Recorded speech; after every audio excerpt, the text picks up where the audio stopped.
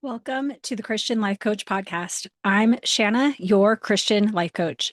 I help women who feel overwhelmed, stretched thin, or stuck in patterns that don't match the life God created them for. If you've ever felt that quiet tug, that sense that you were made for more than how you're living right now, that's not your imagination. That's your spirit craving alignment, peace, and purpose. Here, we start with identity because when you know who you are in Christ, you finally know how to show up. We talk renewed thoughts, simple habits, emotional resilience, and sustainable rhythms that help you stop surviving on scraps and start living with intention and courage. Jesus said, "You are salt and you are light." That means you were created to live differently and shine differently from the inside out. If you're ready to grow, to simplify, and to become the woman God designed you to be, you're in the right place. Life coaching is life changing, one renewed thought at a time. Let's do this together.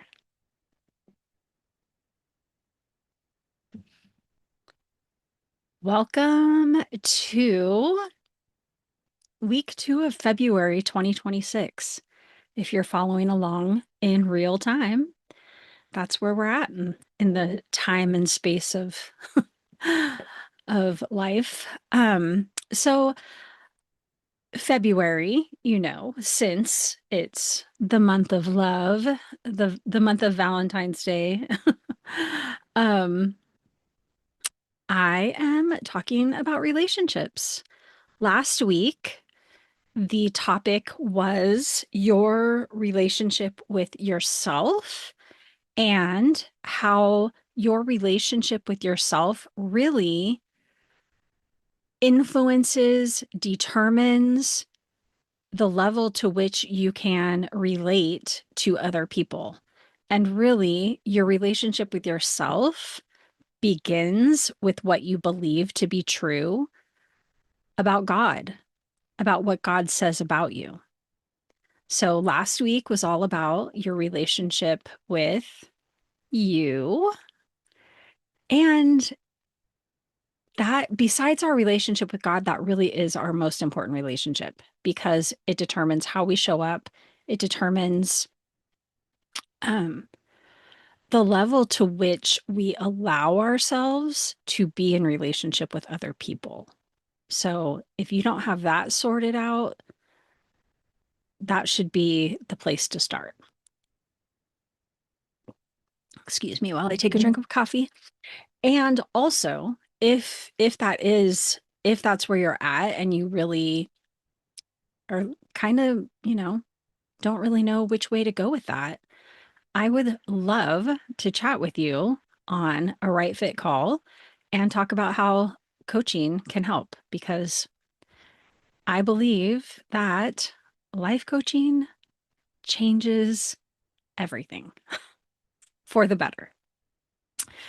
Okay, so we are going to switch to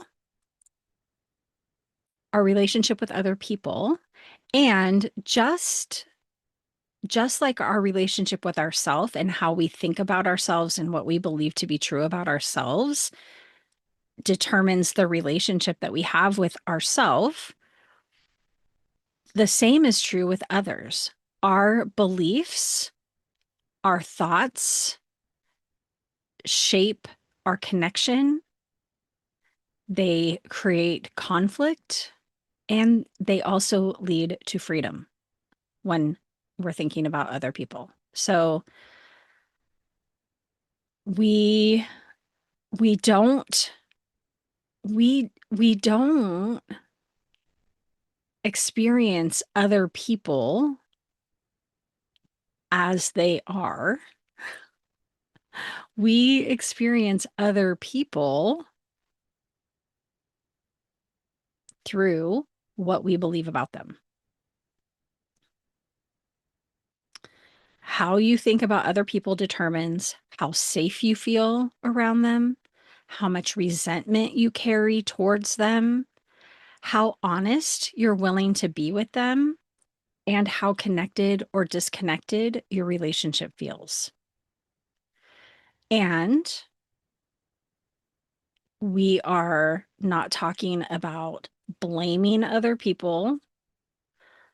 We are not talking about excusing harmful behavior. Hear me loud and clear and do not hear what I am not saying.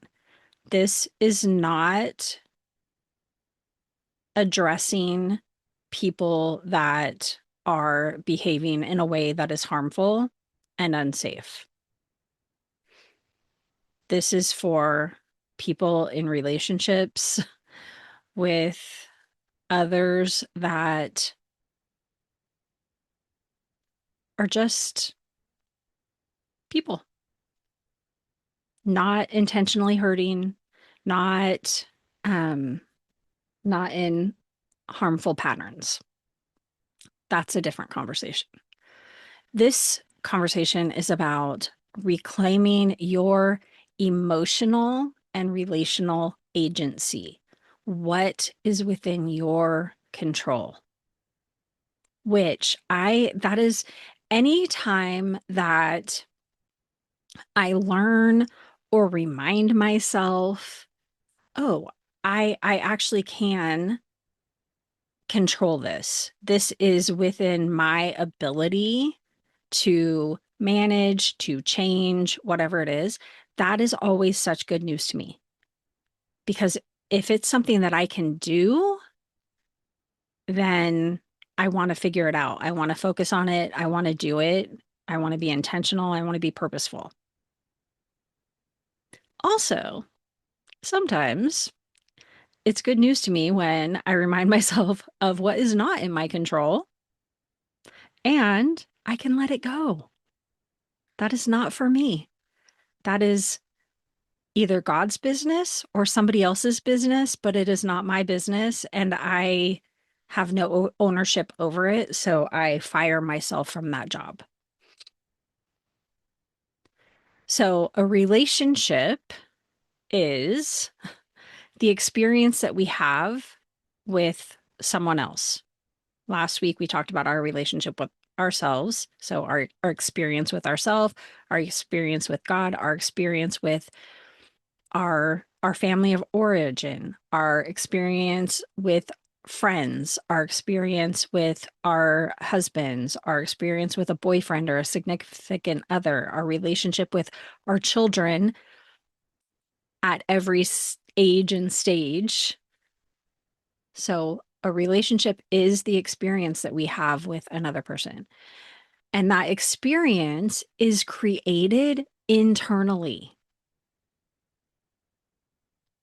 Circumstances, the things that they do, the things that they say, the way that they show up, those are just, those are our circumstances. They do this, and like that's just a fact. The way that we think about the way that they show up, the way that we think about what they say, what they do, what they don't say, what they don't do, that is what gives their actions or inactions meaning. The meaning that we assign to those things generates emotion within us. And that emotion that we have, because we're thinking thoughts about what they do or don't do, and those emotions drive how we show up. Those emotions drive what we say, how we say it, how we behave, all of the things. So the same person can say the same exact thing to two different people, and those two people have completely different experiences with what that person said because of the way they think about it. One person might feel rejected by what the person said. Another person might feel compassionate about what the person said. It just depends on how we think about it. Other people do not create our feelings. when we're taught, right? They hurt my feelings. I'm sorry for hurting your feelings. Other people cannot make me feel the emotion of hurt. It's what I think about that person or that person's actions that create how I feel. Again, amazing news because I have control over how I feel. And also, they have control over how they feel. So the things that I do and say does not create emotion in other people. It's what they think about me. Does that give me a free pass to be a complete jerk and say things that are mean and hurtful and inconsiderate? Absolutely not, because that's not who I want to be. And when I'm speaking the truth in love and another person feels convicted, embarrassed, I don't know what it might be, that's because of what they are thinking about what I say. Maybe it's what they need to feel. Maybe conviction is going to lead them to repentance. Not that I'm holier than thou. That was just what popped in my head. So they, everyone is responsible for their own emotions. I am responsible for mine. They are responsible for theirs. This does not mean that we ignore harm. Again, it means that we stop outsourcing our emotional life. We stop outsourcing how we feel to other people. The Bible says, as a man thinks in his heart, so is he. The way that I think in my heart creates how I feel, drives my actions, and that is who I am. It says, be transformed by the renewing of your mind. The way that we think leads to our transformation. Renew our mind. Think on what is true and pure and lovely and noble and admirable and praiseworthy. We are told to take every thought captive. We can manage the way that we think. And we need to do that because the way that we think leads to the way that we behave, the way that we interact with other people.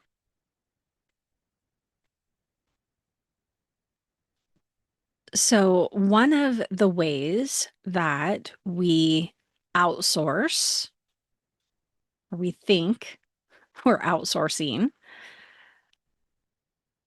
our emotional stability, our emotional life to other people is when we attempt to control other people's emotions, which is called people pleasing.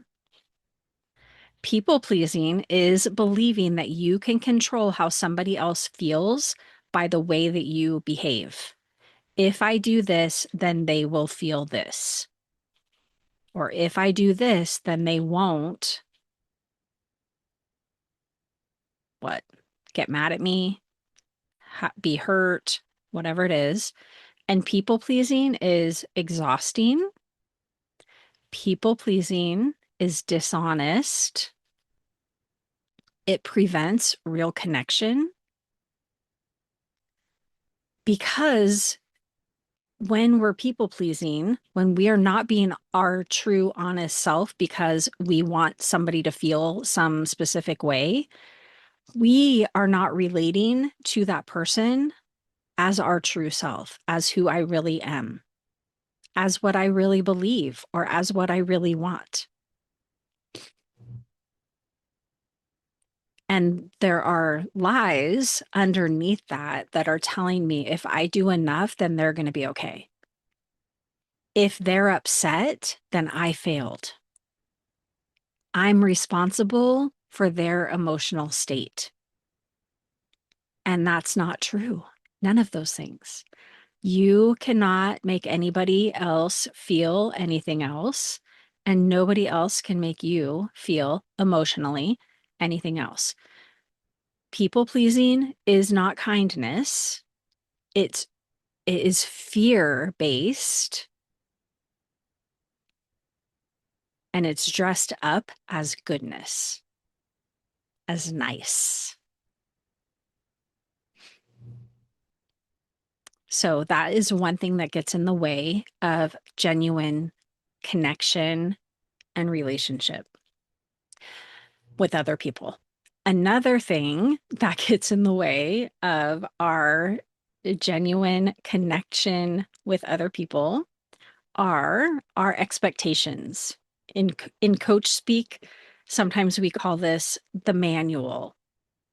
It's it's what we carry around, this manual in our brains for other people, how they should act, what they should notice, what their priorities should be, how they should show love, how they should show me that they care about me is in my manual. And the problem is they don't get to see the manual. They just get the effects of my expectations on myself or my expectations on them that they don't even know about it. They just get to experience my reaction to them not following my manual. And the the impact is I'm disappointed when my expectations aren't met. And those expectations are generally not even spoken. So the other person does not even know that I expect this thing from them. They don't do the thing. I am disappointed. I might end up being resentful, and my actions are from being disappointed by them, by being resentful of them. And also, even when I do communicate those expectations, other people get to choose whether they're going to meet them or not. And then what I think about that is going to create my emotion. Not whether or not they meet the expectation, but it's my expectation and my dependence on them living up to my expectation that is going to break our connection.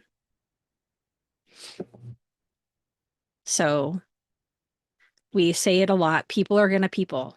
I can expect this from them, and then they get to choose. One of one of my favorite quotes that I have heard is, and I mean, it's explanation. It's unexpressed expectations are premeditated resentment.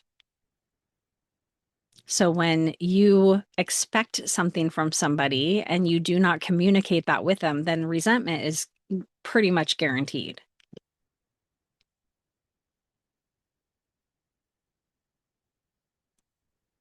And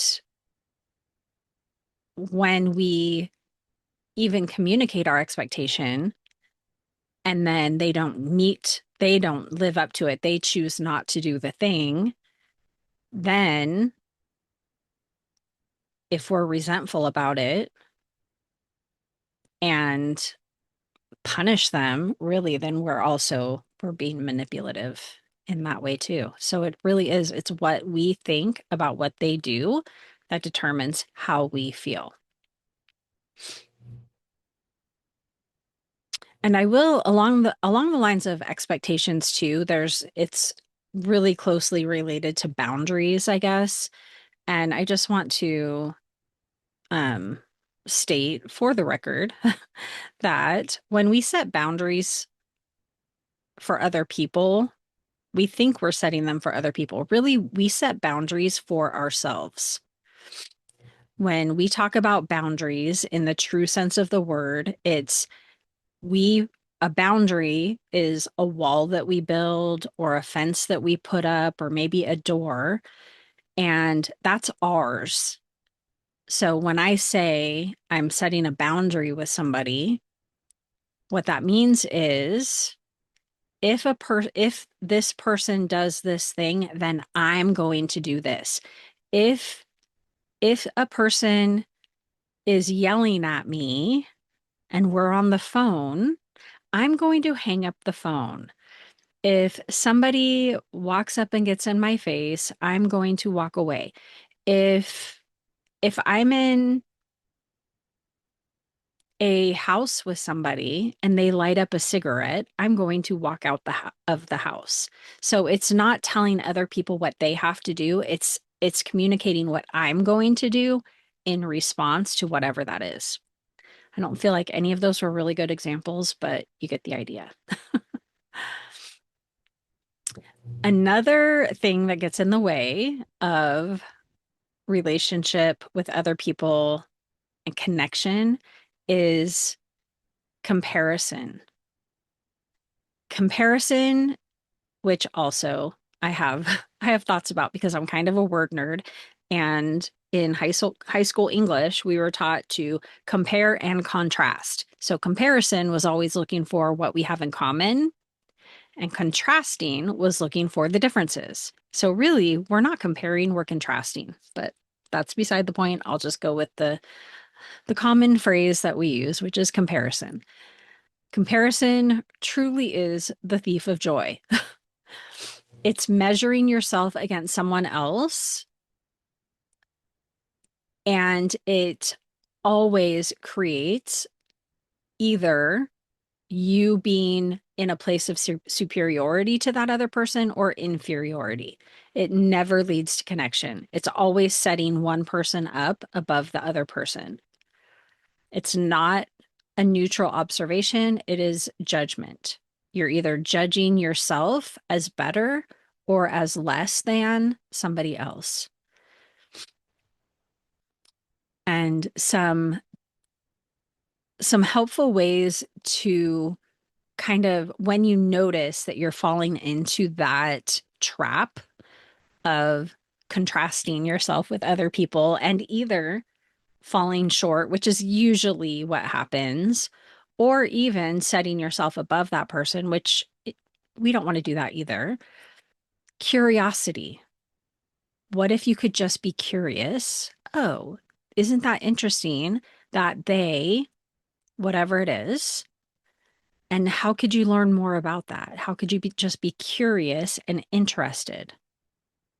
What if you could look at it in a position to learn from them or learn about what they're doing rather than competing with them and not looking at other people as the competition, but maybe as dropping breadcrumbs along the way to say, wow, they're doing that.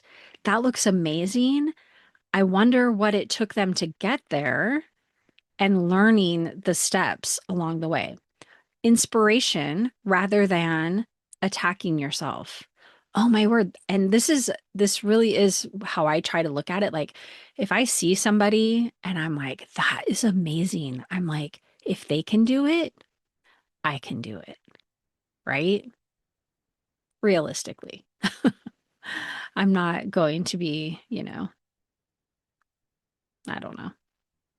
I can't think of an example, but realistically. So rather than falling into the trap of comparison, which is so easy these days with social media and everything, like how can I be curious? How can I seek to learn? And how can I use it as inspiration for me to move in the direction that I want to go? Comparison, it's not even, I mean, especially on social media, it's not even real because you're only seeing what, like you're seeing their front stage, you're comparing your backstage to their front stage. It does not tell you who you are. It is not honest. It's not trustworthy. It's just a story that we're believing about somebody else that we may or may not know the truth about. Now, here is where we can gain some freedom. Like I said earlier, people are going to people. letting people be who they are. Like, I mean, just saying that and thinking about it, I kind of have like a, oh, that's that person. That's just what they do. It doesn't have to mean anything about me. It's just information. Good to notice. The thoughts that I have about it are what create emotion in me. Anger, bitterness, jealousy. They're just being themselves. And people's actions, what they do will show you who they are, not who you are. And their behavior is information. It's not a verdict. When your kids or your husband leave things around the house, it's just what they're doing. Doesn't mean anything about you. A friend that doesn't reach out as often as you would like. It doesn't have to mean a verdict about you. It doesn't have to mean anything about you. There could be all kinds of reasons they're doing it or not. A parent who just doesn't change, who still says the same things that they always said, still talks with the same, inflection or whatever, does the things that they've always done. Okay, that's information. That's who they are. And then with that information, you get to decide what you make that mean. And you get to decide what to do with that information.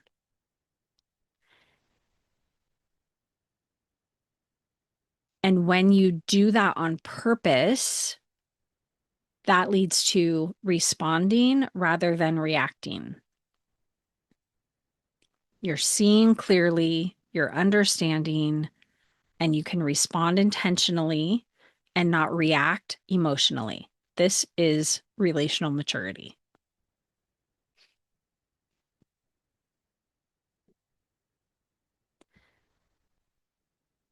Another thing that can be helpful to understand in relationship is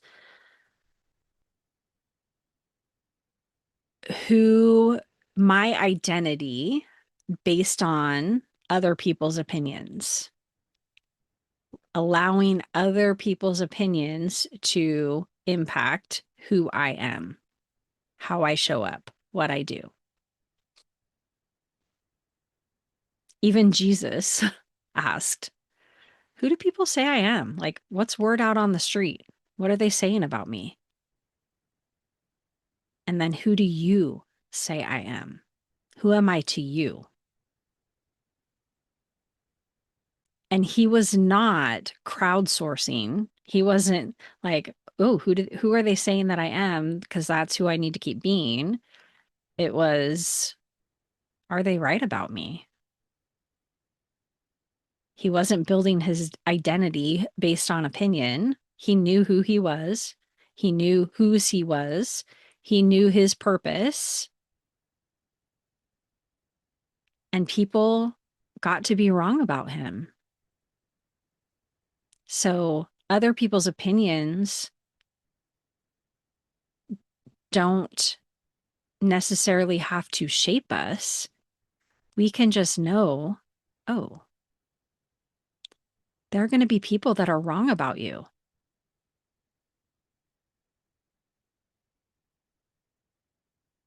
We don't want to give other people authority over us that they were never meant to have. We don't base our identity on what other people think. Our identity is given to us from God, and walking in that identity means that we need to believe what God says about us. Identity is received. It's not earned. It comes from God, not from the approval of other people. We get to decide the kind of relationship that we want to have with other people. Each person in our life, we get to decide the kind of relationship that we have with them. That includes adult children.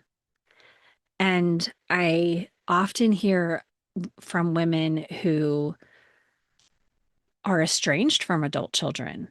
And even then, you can decide what kind of relationship you want to have with them, even if you don't talk to them. Because the way that we think about a person generates emotion, and that emotion drives our actions. So we can decide how we want to think. And it might be sad. If I didn't have a relationship with my kids, I would want to be sad about that. And also, I wouldn't want that to, um, I wouldn't want that to keep me from living the life that God has for me to live. So you get to decide how you want to think about the people in your life. And it can take noticing, paying attention. If you don't have the relationship that you want with people, with a specific person, start with one person at a time,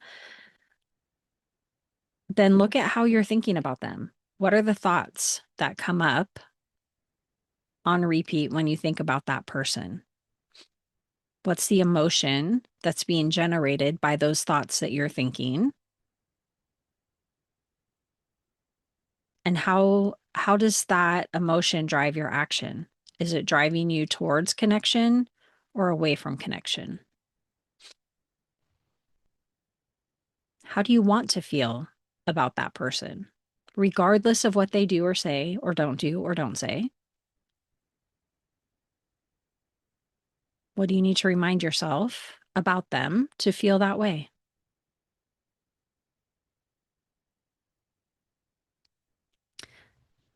Now, you can't control all the dynamics of a relationship by the way that you think, obviously, because there are other people in the relationship.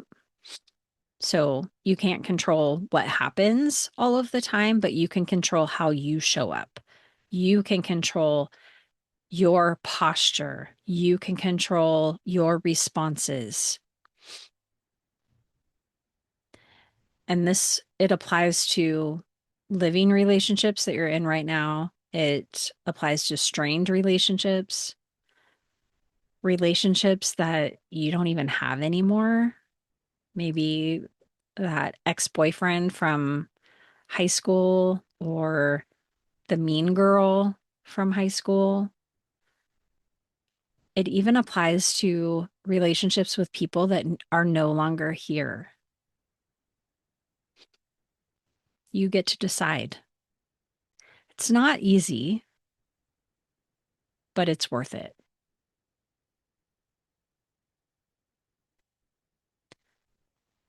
I will have, for this episode, I'll have some journal prompts. So you can, if you click the link in the show notes to get the podcast resources, I will have some journaling questions for you.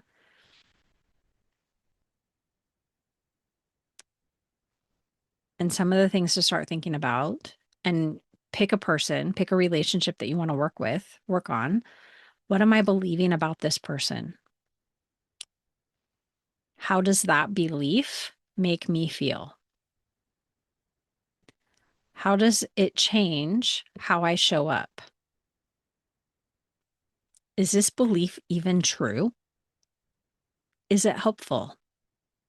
Is it aligned with who I want to be?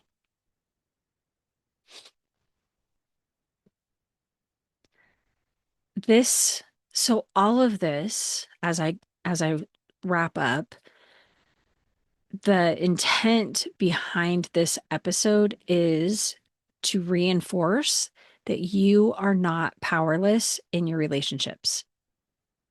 You are not responsible for other people's emotions. You are responsible for your own.